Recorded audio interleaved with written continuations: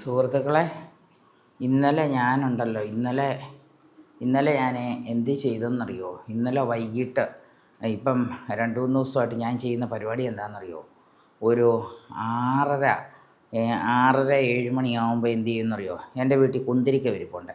കുന്തിരിക്ക ഞാൻ എന്ത് ചെയ്യുമെന്നറിയോ? പുകയ്ക്കും. വീട് റൂമെല്ലാം അങ്ങ് കുന്തിരിക്കം കൊണ്ട് പുകയ്ക്കും.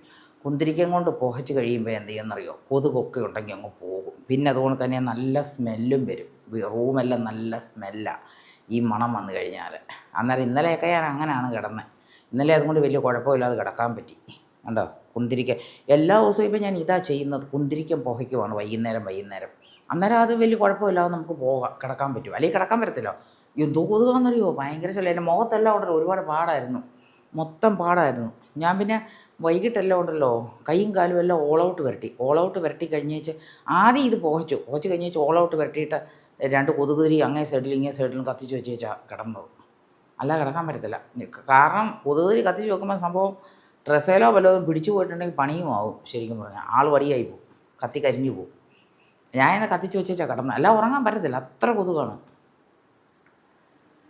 എനിക്കറിയത്തില്ല ഇങ്ങനെയൊക്കെ എന്താ ഇങ്ങനെ ഈ കൊതുക് വരുന്നത്, ഇത്ര കൂടി വരുന്നത് എന്താ, എവിടെ നിന്ന് വരുന്ന എനിക്കറിയത്തില്ല. ഇത്ര ഈ സംഭവം എന്ന് പറഞ്ഞാൽ മഴ പോലും അല്ല, എന്നിട്ട് പോലും ഇങ്ങനെ കൊതുക്, ഭയങ്കര കൊതുകാണ്. ഇന്നലെ കൊണ്ടൊന്നും ചെറുതായിട്ടൊന്നും ഉറങ്ങാൻ പറ്റി ഇത് കത്തിച്ചുകൊണ്ട്. കുന്തിരിക്കത്തിൻ്റെ പ്രയോജനം അന്നേരം മനസ്സിലായല്ലോ.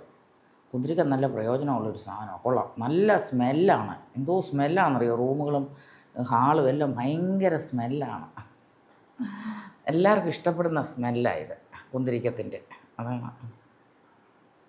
Okay, bye bye.